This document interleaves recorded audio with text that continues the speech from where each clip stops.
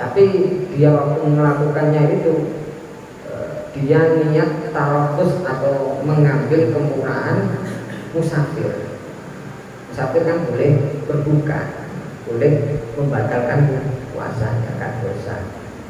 Nah, dengan niat itu dia melakukan hubungan, maka puasanya dia batal, tapi enggak wajib kan?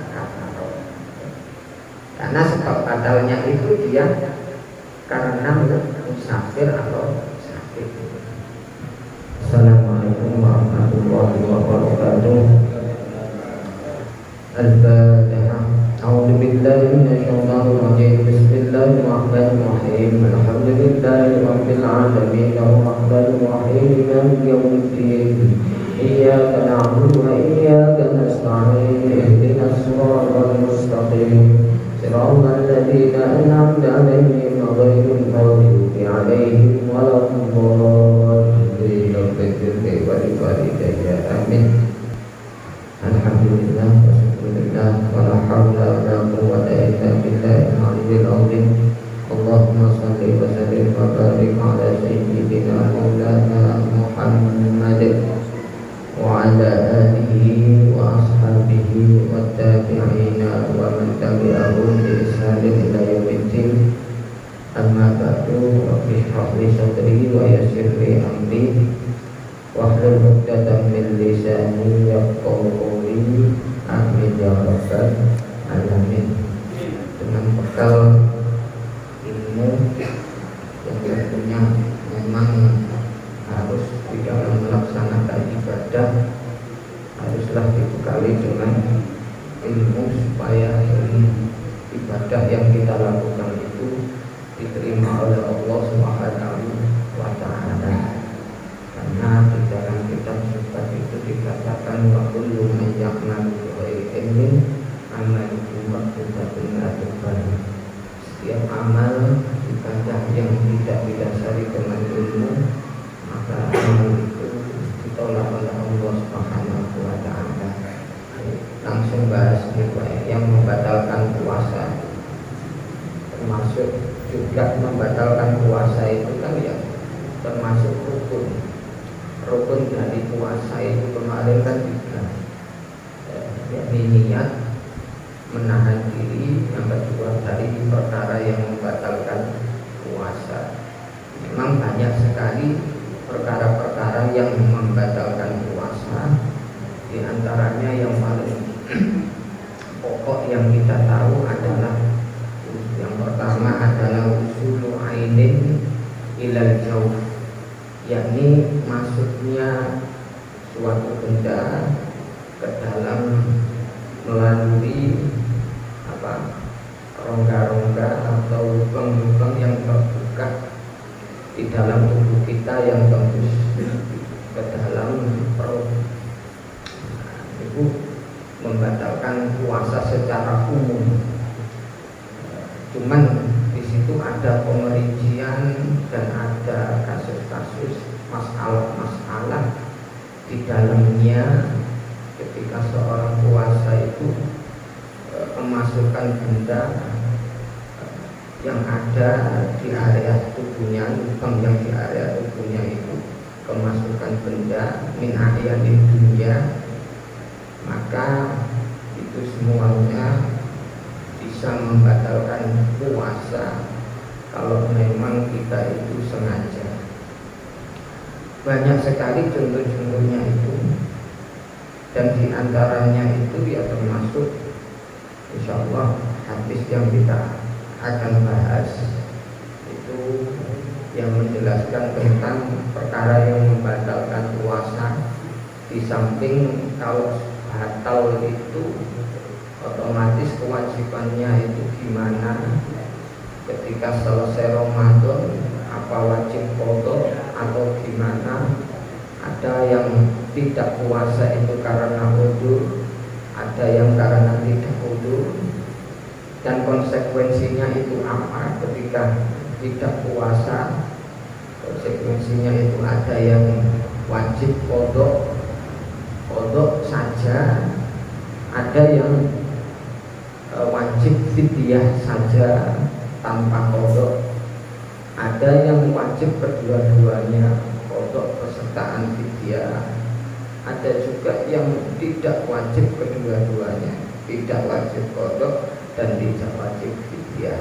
Dan siapa orang-orang ini tentunya perlu penjabaran.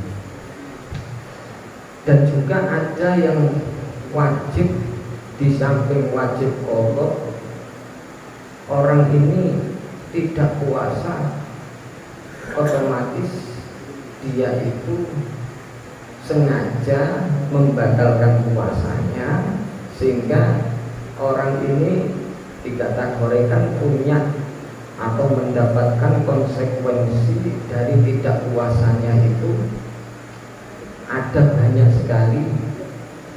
Bukan hanya wajib qadha, tapi ada konsekuensi yang lainnya, seperti kewajiban ya luhukul ismi, juga berdosa.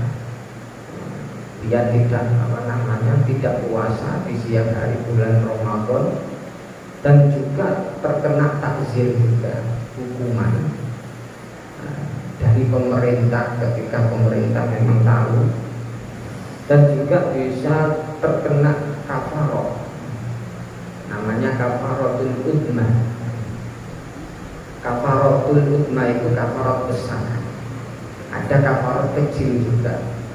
Kalau di dalam Islam kafarotul udma itu termasuk ya salah satunya meninggalkan puasa, tidak berpuasa di bulan suci Ramadan. Alasannya tidak berpuasa itu membatalkan puasanya itu karena sebab persetubuhan. Itu kewajibannya bukan hanya qadha saja, tapi terkena bayarkan kafarah, namanya kafaratul udma, kafarah berat. Udma itu berat, ada yang ringan juga. Kafaratul udma di dalam Islam itu ada 4. Yang pertama adalah tidak berpuasa di bulan suci Ramadan atau membatalkan puasanya dengan bersetubuh dengan istrinya di siang hari bulan Ramadan. Itu kena kafaratul udma. Ada kafaratul udma itu sebab seorang suami itu mengatai istrinya anti kadohimuni, kafarat bihar namanya, kafarat bihar, menyerupakan istrinya dengan ibunya. Ini terkena kafarat, namanya kafaratul bihar.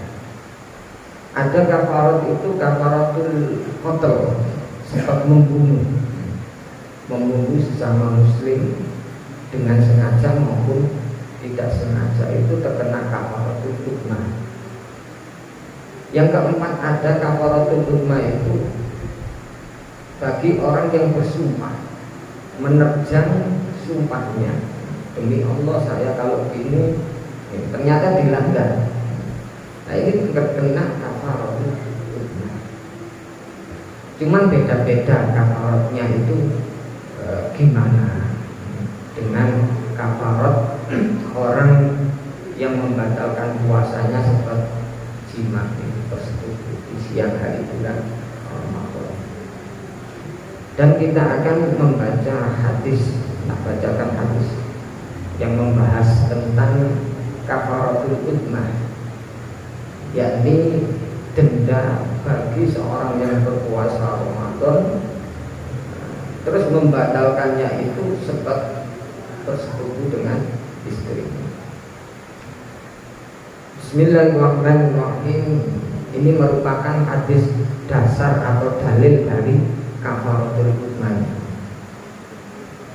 An Abi Hurairah dan riwayataken saking sahabat Abi Hurairah radhiyallahu anhu, qala dawu sapa sahabat Abi Hurairah, ja'a rajulun ilan Nabi sallallahu alaihi wasallam. Taqal sapa rajulun wong lanang ilan Nabi sallallahu alaihi wasallam. Datang seorang laki-laki kepada Rasulullah. Ada sahabat datang ingin bertanya kepada Rasulullah ketika itu Rasulullah bersetaraan dengan para sahabatnya sedang berada di masjid. Faqala mongko ngucap sapa rajul, halaktu kerusakan sapa ingsun ya Rasulullah, he utusane Allah. Qala dawuh sapa Kanjeng Nabi, wa ma halakaka, wa ma utawi apa iku ahlakaka, ngerusakaken apa ma ing sira. Ya Rasulullah, sungguh saya sangat rusak, celakalah saya ya Rasulullah, kata sahabat itu. Binasa saya ya Rasulullah, saking menyesalnya dengan melakukan perbuatan itu di siang hari bulan suci Ramadan. Sahabat ini saking menyesalnya sampai dia mengibaratkan dia itu sudah binasa.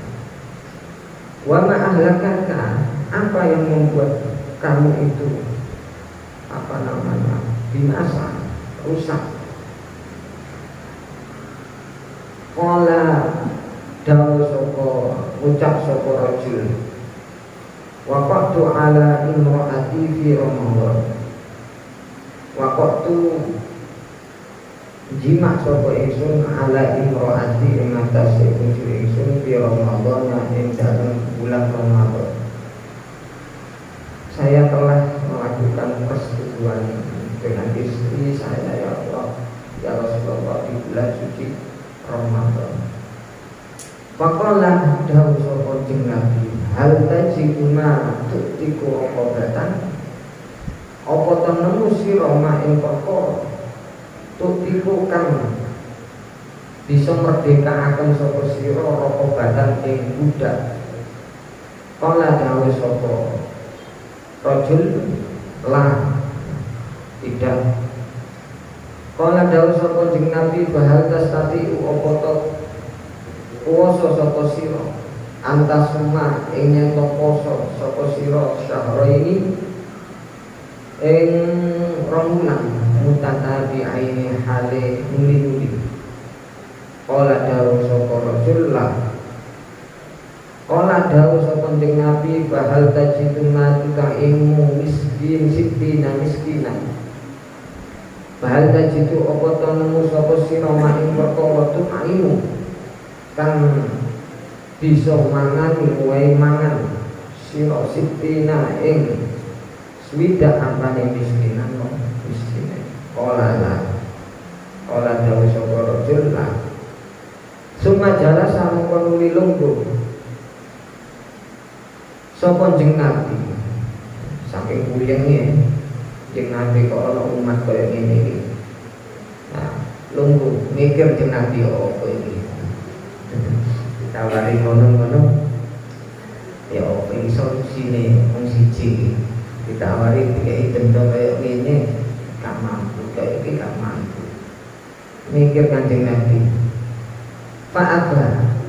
Fa'udiya mongko den wenehi sapa an-nabi sallallahu alaihi wasallam bi'araqin kelawan sakti atau sak wadah gede, istilahnya saat ini itu sak karung. Bingkang iku tetep ing dalam arok tamrun utawi kurma. Tiba-tiba ada sahabat lain yang mendatangi Rasulullah dengan membawa sak karung kurma. Nah, diberikan hadiah, diberikan kepada Rasulullah sebagai hadiah. Faqala mongko dawuh sapa Kanjeng Nabi, tasaddaq bihada, tasaddaq sedekah, gawe sedekah sira bihada kelawan ikilah Arab fi tamrun. Faqala mongko ngucap sapa rajul, a'ala afqara minna ya Rasulullah, a'ala afqara apa to ing atase apa to awis sedekah sapa ingsun ing atase wong fakir, wong kang luwih fakir. minnati nimbang saking ingsun, minnati nimbang saking ingsun, fama baina labataiha ahla baitin ahwaja ilaihi minna, fama baina labataiha mongko ora ana ing dalem antarane gulung lorone kota Madinah niku ahla baitin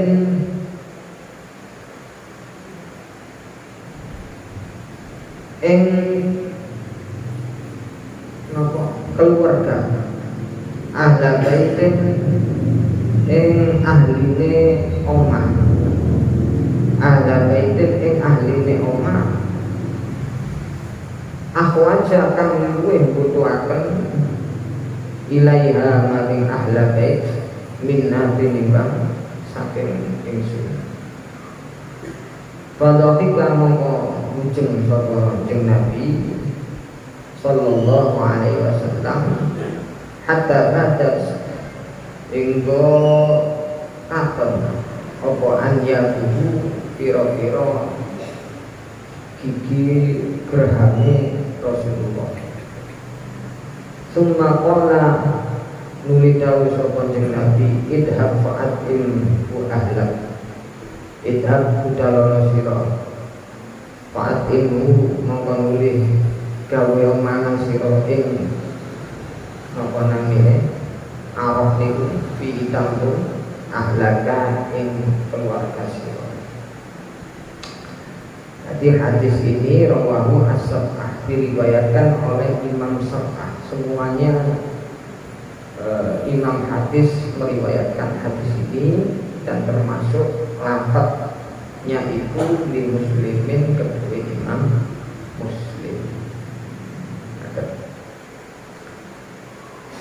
Jadi apa yang bisa kita ambil dari hadis ini? Hadis ini menjadi dalil bagi umat Islam tentang kewajiban mengkodok puasanya ketika dia membatalkan puasanya dengan sebab bersekutu dengan istrinya di siang hari bulan suci Ramadan.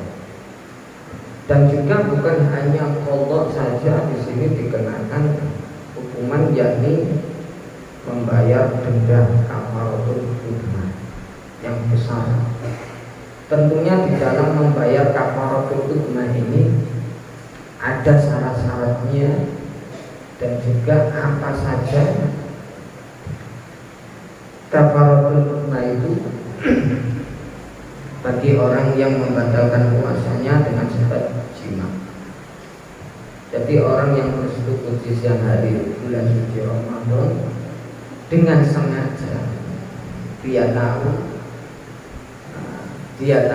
bahwasanya di bulan suci Ramadan itu termasuk yang membatalkan puasanya adalah sebab jima. Dia tahu, ini sengaja, sudah tahu hukumnya, terus sudah tahu bahwasanya haram juga melakukan hubungan suami istri itu di siang hari bulan suci Ramadan. Meskipun nggak tahu kalau melakukan hubungan seperti itu mewajibkan kafarah, meskipun nggak tahu, Jadi orang yang nggak tahu itu, yang tidak batal puasanya juga, tidak wajib kafarah juga, seperti hanya orang yang lupa,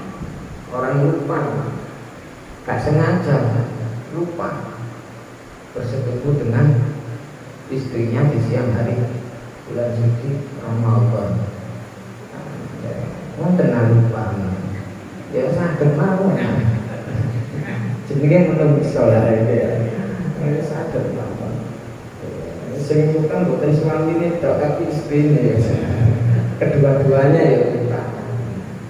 Leka kedua-duanya ya bukan sakit ya, mesti dieling. Lek lupa enggak batal puasanya dan juga tidak wajib kafarah. Wajib kena denda. Awal-awal nanti tengah-tengah eling ya. No, sama terus no. Tengah-tengah eling. Nanggung ya. Tengah-tengah eling. Rusak nomor.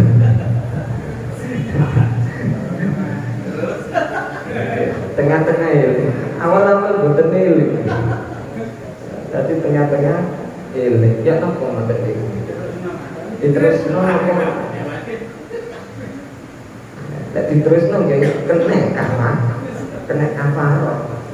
Batal posone plus kena denda lek diterusno. Nek mboten diterusno nggih mboten. Kaya dene tiyang sing lupa makan di siang hari bulan suci Ramadan. Nek lupa kan mboten nopo makan. Dia kaya ngoten iki. Tadi terus akan oke. Cuman lek masalah itu lek diterusakan kan cuman wajib qada, gak wajib namanya kafaratul hukmah. Begitu juga dengan orang yang lupa, termasuk orang yang nggak tahu hukumnya.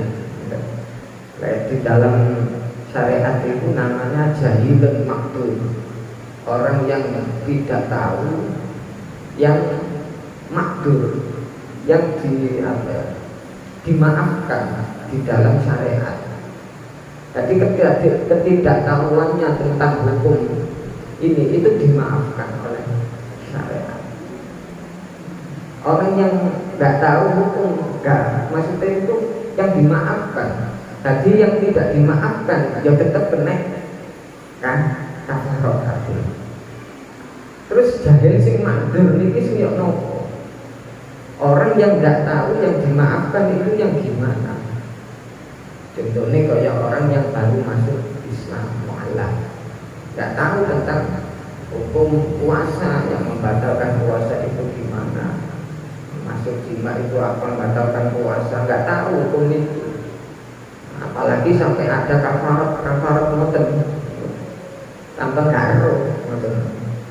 Terus orang yang dimaafkan ketidaktahuannya itu, kalau memang dia itu tinggalnya di daerah yang jauh dari ulama, di pelosok ngoten iki, di pelosok gak ada ulama di situ, belajar angelan, ini sing disepuro. Nah, kayak pulau kali sampean dan daerah ini dan Surabaya kata belajar. Ini kok betul di sepuro ya. Oke, gak tahu ya, gak di sepuro, tetap batal, tetap kena kafaratul hukmah karena gak belum belajar. Gak di sepuro lagi. Ini di sepuro itu jahil makdur kayak ngoten iki. Tidak tahukan hukum karena ada dispensasi dari agama yang kayak gitu dispensasinya. Jadi kalau lupa nggak apa-apa, ini yang disengaja, sengaja di bulan suci Ramadan dia membatalkan puasanya itu dengan berselingkuh. Terus apa saja kafaratul hukmah ini? Di dalam hadis ini ada sahabat datang kepada Rasulullah karena melakukan perbuatan seperti itu. Dalam ya Rasulullah, sungguh sangat binasa sekali usaha amal ini, rusak bener ini. Apa? Siang-siang hari di bulan suci Ramadan bersetubuh. Tapi Nabi bertanya, wa ma'ahlakaka, apa yang membuatmu sampai menyatakan dirimu rusak? Waqtu alaihi ro'ati di Ramadan, saya bersetubuh dengan istri saya di bulan suci Ramadan. Terus Nabi mengatakan, hal tajidu ma tu'ti qurqoba, apakah kamu punya uang atau punya budak pada waktu itu untuk kamu merdekakan, tidak punya ya Rasulullah. Faqala hal tajidu ma tut'imu sittina miskinan, apakah kamu punya uang untuk memberikan makan terhadap 60 orang miskin? Tidak punya ya Rasulullah, dijawablah. Cuma jalasa fa'udian Nabi bi'arqin fihi tamrun. Kemudian Nabi mikir lungguh, tidak solusi apa itu, mati tikus melakukan kesalahan, kepenis tidak duit, gak mampu tidak solusi apa itu. Akhirnya ada sahabat yang datang dengan membawa kurma. Kurmanya itu di dalam syarahnya hadis itu ada ulama yang mengatakan di Irokin itu 15 sok, 15 sok, atau ada yang mengatakan 20 sok. Ya, satu sok itu kan ukuran zakat fitrah ya. Nah, ukuran zakat fitrah satu sok. Berarti kalau 15 sok liter kilo ini. Nah, 3 yang 15 75 ya. 45 ya. Berarti sekarang lebih. Memang makanannya orang Arab itu ya kurma.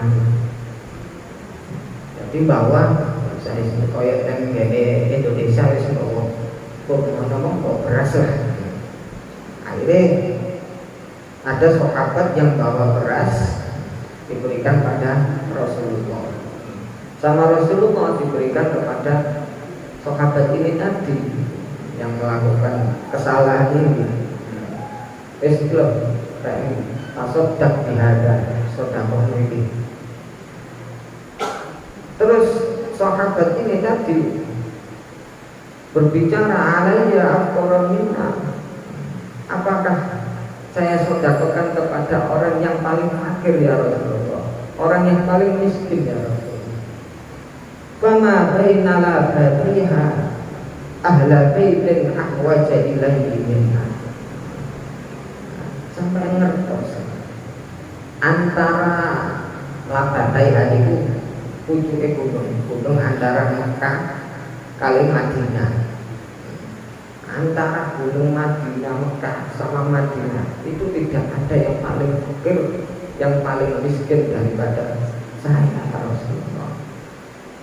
Kalau kita akhirnya nuyu dari Nabi itu, nuyu ini sampai ketinggal gigi gerham, saking buyokno ya. Oh, nanti dire, wis mampu, wis pikir, kayak kesalahan, wis enak gitu.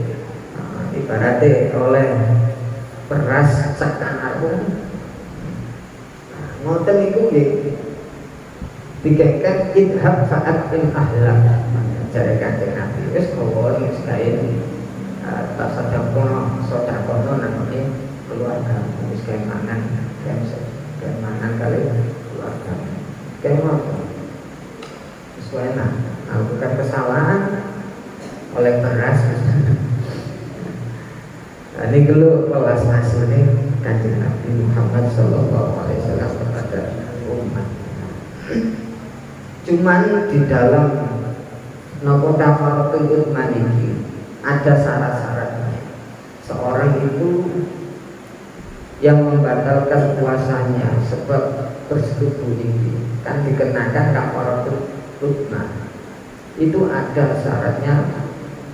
Kalau di dalam kitab Kasyif bagus saja itu termasuk syaratnya adalah ada 11 kali. Al-awwal al-wati' wal hasilu anna syuruta wujubil kafarah ahada asyara. Kesimpulannya ketika menjelaskan Imam Nawawi Banten ketika menjelaskan masalah kafarah ini di atas, beliau menyimpulkan bahwasanya syarat wajibnya seorang yang membatalkan puasanya dengan sebab jima, wajibkan membayar kafaratul utma ini ada 11. Yang pertama, al-awwal al-wati'. Jadi yang wajib membayar kafarat itu adalah si suaminya, tidak mautu'ah, tidak perempuan yang diwati atau istrinya. Jadi yang wajib bayar itu cuma suaminya, istrinya nggak wajib. Jadi yang wajib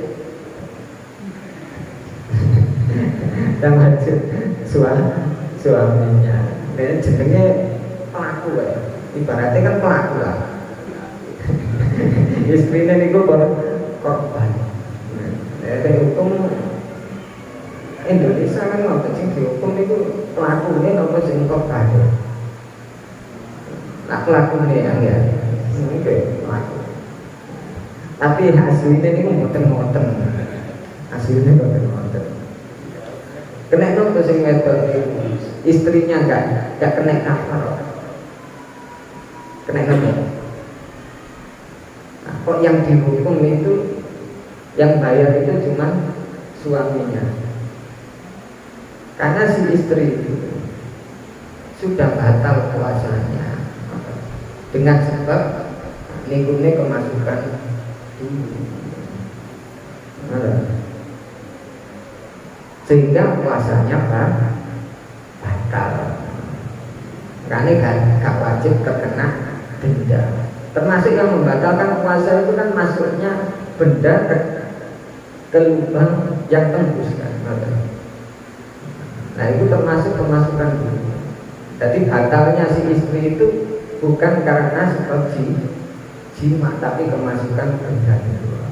Sehingga gak wajib terkena kafarat.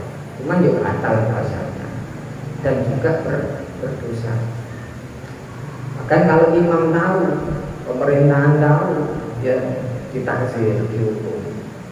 Nah, dihukum, ya terserah imamnya dihukum, ya monggo gak dihukum ya. Berdosa, dosa besar. Nah, karena merusak kehormatan bulan suci Ramadan. Jadi dendanya itu niku pertama merdekakan budak. Kalau nggak mampu, nah memang saat itu nggak ada budak kan, tidak diatur budak sama Islam. Yang kedua adalah otomatis langsung kedua niku puasa 2 bulan berturut-turut dendanya. 2 bulan berturut-turut. Saumu syahraini mutata bi'aini itu turut-menurut. Artinya berturut-turut ini nggak boleh ada jeda 2 bulan berturut-turut.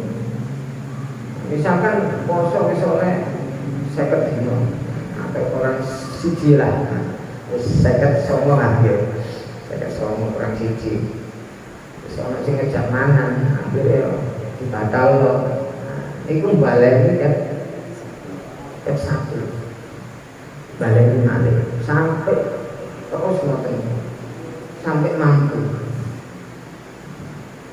Iku gak oleh pindah yang ketiga.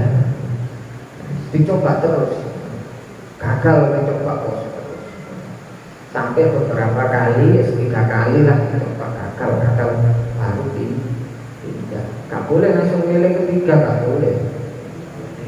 Enggak boleh nyicil bayaran. Mutata bi'aini itu gak boleh nyicil barang ya. Terus gak boleh ada jeda. Jadi terus menerus.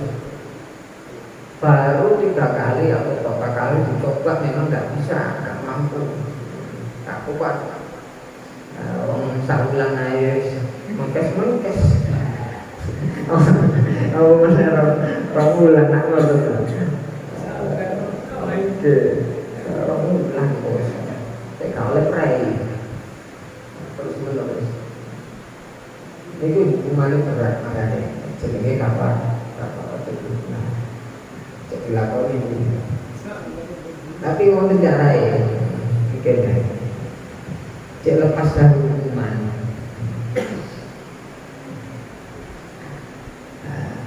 Terus dicoba gak mampu baru mengeluarkan it'amu sittina mudun likul yaumin mudun it'amu sittina miskina, mengeluarkan satu mud untuk 60 orang miskin. 60 orang miskin dikasih makan. Itu orang miskin nggak boleh, orang yang nggak miskin, fakir miskin. Maksudnya nggak boleh. Khusus orang fakir miskin. Bukan apa 8 asnaf, tidak. Sabilillah, ini sambil goreng, boten masuk. Jadi cuma hanya tertentu orang fakir miskin, kafarat. Tidak boleh diberikan selain itu.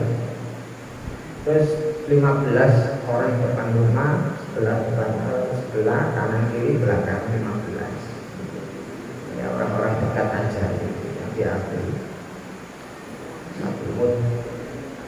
Satu mut ya sekitar 7 kon, 8 konan. Terus kami 1 kilo lah. Ya, kami 1 kilo. 1 kilo berarti 60 oke 60 kilo. Terus kayak lepiane itu sodako anda tahu khairun lagi lepiane itu harus sodako lewatnya kali liane lah enggak kali wae nama kok gitu loh. Oke mana pernah kakek wae termasuk jelas lah lewat mampu dan kayak lebih kali wae kali apa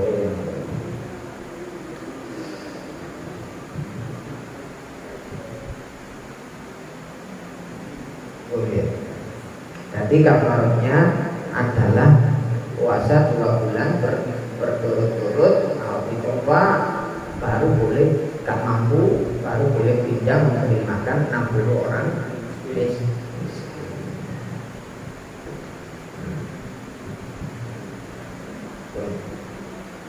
Terus kalau gak mampu gimana? Kayak orang miskin gak mampu, dia tetap di dalam tanggungannya sampai mampu, nggak bisa hilang. Terus gak mampu, gak wajib berarti enggak, tetap ada tanggungannya. Besok kalau meninggal misalkan, ya ahli warisnya yang kalau ahli warisnya mampu dibayar, wajibannya pindah ke ahli waris. Terus syaratnya wajib bayar kafarah. Yang kedua, tadi kan yang bayar adalah yang pelakunya atau si suami. Yang kedua, jadi wat umusidin, nanti persetubuhnya itu merusak puasa. Artinya dengan sengaja melakukan persetubuhan itu di siang hari bulan suci Ramadan. Bela beda taruh lupa atau nggak tahu hukumnya itu tadi, tapi nggak tahunya yang tidak maksud, yang tidak diampuni oleh syariat, tidak tahuannya itu wajib kafarah. Terus yang ketiga, wajib bayar kafarat itu syaratnya adalah ifsadu shaumin. Yang dirusak itu adalah puasa, jelas. Bukan sholat atau i'tikaf. Sholat atau i'tikaf melakukan hubungan itu yang enggak wajib kafarat. Ar-rabiu ayyu sida shauma nafsihi. Yang rusak itu suami atau puasa dirinya. Ini. Jadi yang keempat ini adalah dia membatalkan puasanya itu karena memang batalnya itu sebab jima, sebab bersetubuh. Beda kalau dia batalnya itu dengan sebab yang lainnya. Jadi dia sebelum bersetubuh niku batal poso isih dengan minum. Niku gak wajib kafarat. Tapi lek gak batal kate ngombe. Ate opo lah yang sebab batalkan liyane langsung melakukan persetubuhan itu dengan istrinya. Itu yang wajib kafarat dengan niat sengaja memang membatalkan puasanya sebab jimat. Tapi lek sebab ngombe dulu berarti kan batalnya sebab minum. Gak wajib kan kafarat, cuma juga usaha tersyarat bisa merusak kehormatan bulan suci Ramadan. Baik itu bersetubuh dengan istrinya atau dengan apa namanya mayit kalau di sini, ataupun dengan hewan, ini juga kena kafarat meskipun tidak keluar sperma. Dengan memasukkan yang saya itu hasafahnya itu masuk ya, meskipun nggak keluar tetap batal dan wajib kafarat. Yang wajib kafarat syaratnya adalah aziman bijimani, berdosa dengan persetubuhannya itu. Berbeda kalau orang yang masih belum kewajiban puasa, masih anak kecil, sobi, itu kan nggak berdosa. Atau si musafir atau orang sakit kemudian berhubungan suami istri, tapi dengan niatnya itu membatalkan puasanya, itu orang musafir kan boleh membatalkan puasa, tentunya dengan syarat-syaratnya. Dan juga orang sakit itu ya boleh kan, bahkan bisa wajib kalau dalam keadaan tertentu membatalkan puasanya. Terus orang-orang ini, orang musafir lah tentunya, bepergian dengan istrinya di siang hari bulan Ramadan, kemudian dia mungkin leren nanti di daerah ini melakukan hubungan itu suami istri. Tapi dia waktu melakukannya itu dia niat tarafus atau mengambil kemurahan musafir. Musafir kan boleh berbuka, boleh membatalkan puasanya, kan dosa.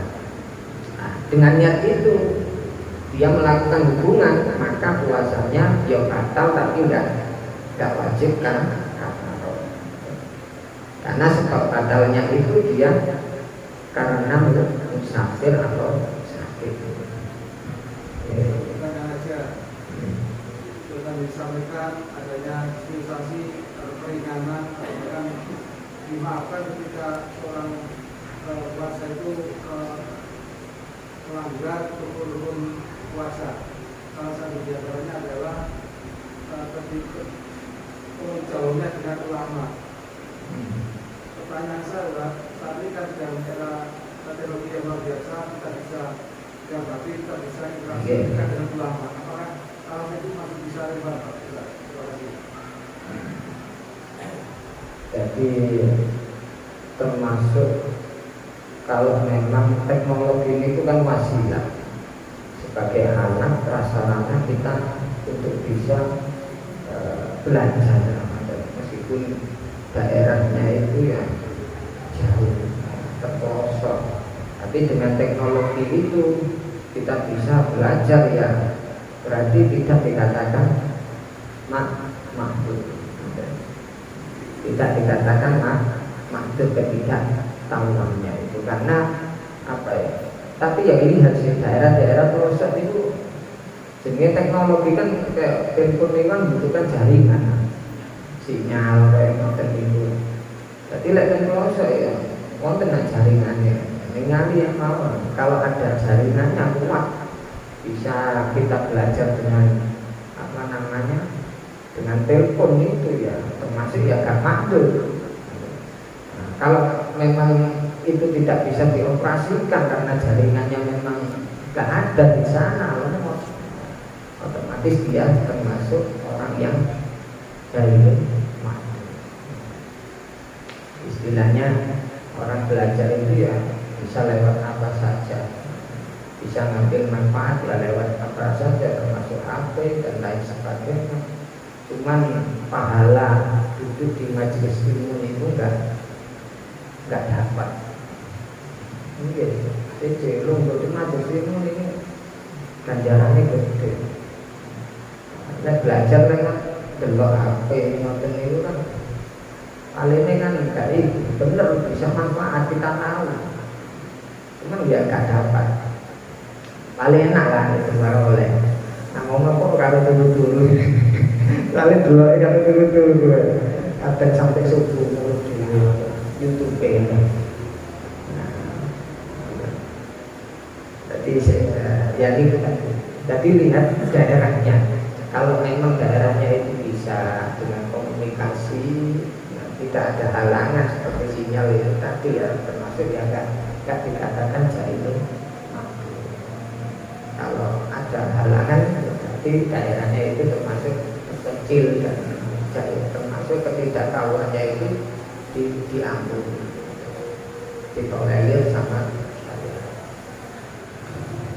Oke, kembali.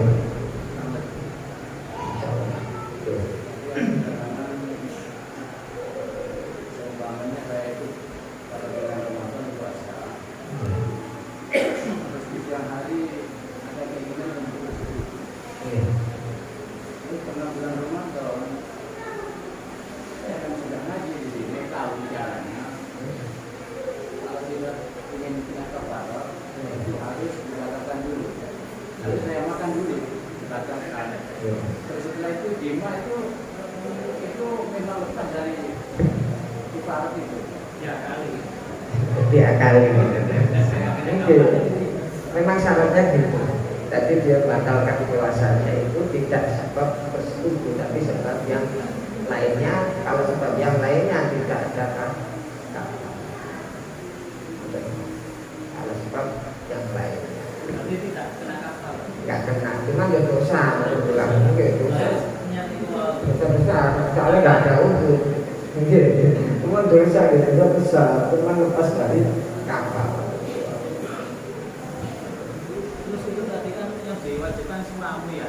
Paling kayak solusi gitu. Kok dilakoni bengi ae. Oke lah aku lewat gitu. Ini kan hukum nih. Oke. Wis ngerti cara ya. Ya kali. Teman tetap dosa, dosa haram. Jadi kalau membatalkan puasa di siang hari bulan suci Ramadan tanpa udzur itu haram. Tidak ada udzur. Ada udzur yang memperbolehkannya itu haram.